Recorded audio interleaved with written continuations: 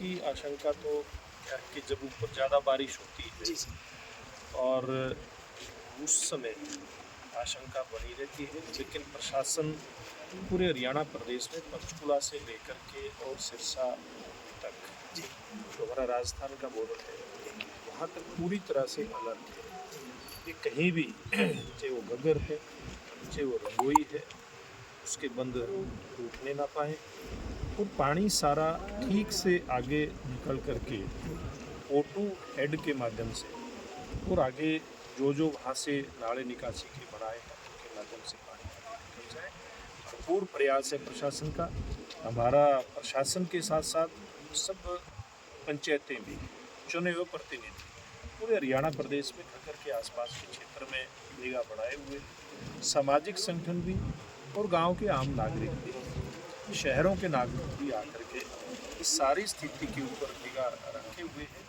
जहाँ भी जिसकी जैसी भी मदद की जरूरत होती है, वैसी मदद हमारे नागरिक जहाँ पर कहीं भी पानी खड़ा हुआ है, किसी भी कारण से, चाहे वो घग्गर का कहीं भी पानी गया है या फिर बारिश का पानी, जैसे मोटे तौर पे अभी घग्गर का पानी ओवरफ्लो कहीं होता दिखाई नहीं देता है। जी, हाँ, हम कासिमपुर नड़ेल का जो पुल है जो जाखड़ से जोड़ता है, वहाँ हम खड़े हैं।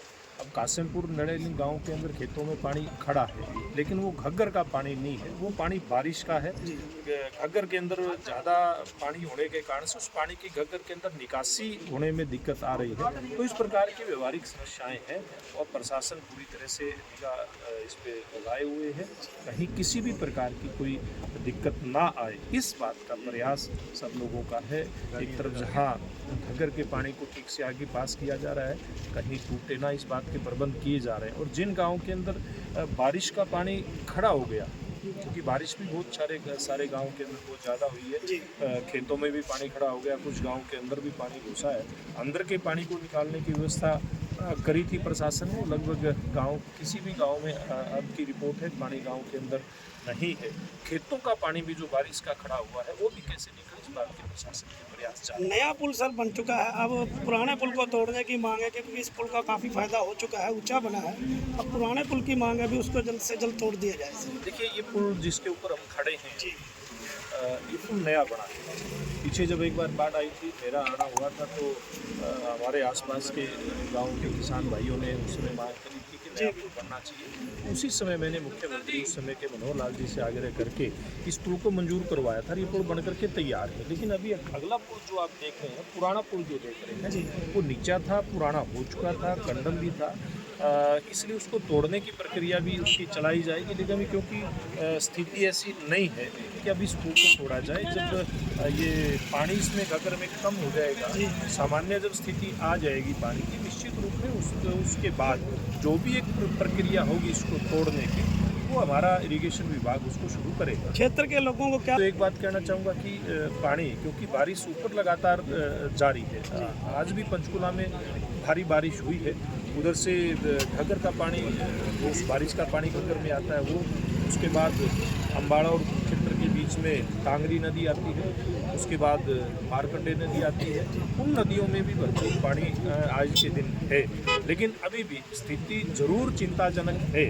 लेकिन अभी ऐसी स्थिति नहीं है कि हम उसमें कहीं कोई हमारा क्षेत्र डूबने की नौबत कोई आए, लेकिन फिर भी हम सब किसान भाइयों को, आसपास के हमारा जाखड़ कस्बा है या उसके आसपास आगे रती आ जाता है, ऐसे सब नागरिकों को चौकस रहने की जरूरत है, अलर्ट पर रहने की जरूरत है। अपने खेतों के अंदर पशुओं का चारा और अपनी फसल को हम कैसे बचाएं, इस बात के लिए हम सब लोगों को पूरा ध्यान रखने की जरूरत है। ये मैं आपके माध्यम से हम सब किसान भाइयों को अपील करना। बरसात के कारण काफ़ी सर्वे मकानों के लिए भी चलाया जाएगा, खेतों में भी जल बना। निश्चित रूप में। और जो खेतों के अंदर नुकसान हुआ है, बहुत सारे किसान भाइयों की फसल डूब गई है। एक बार जिस फसल के ऊपर से, चाहे वो हमारी धान की फसल है या हमारी नरमा कपास की फसल है, जिसके ऊपर से पानी निकल गया, वो निश्चित रूप से बचने वाली नहीं है। उसके लिए क्षतिपूर्ति पोर्टल खोला गया है। और रात भी मुख्यमंत्री जी से बात हुई थी, जिला के अधिकारियों से लगातार मैं संपर्क में हूँ, DC SP सब अधिकारी संपर्क में हैं। और हम सब जहाँ कहीं भी नुकसान है, क्षतिपूर्ति पोर्टल के ऊपर अपने नुकसान की जानकारी जरूर दें। जहाँ कहीं कोई मदद की जरूरत है, सरकारी कर्मचारी मदद के लिए तैयार है, हमारी पार्टी के कार्यकर्ता भी मदद के लिए तैयार है, बहुत सारे सामाजिक संगठन भी मदद के लिए किसानों के आगे आए हुए हैं। तो हम सबको एक साथ मिल करके, एक दूसरे से जुड़ करके ये जो संकट की स्थिति सामने दिखाई दे रही है, इससे निकलने का प्रयास करना होगा। Thank you.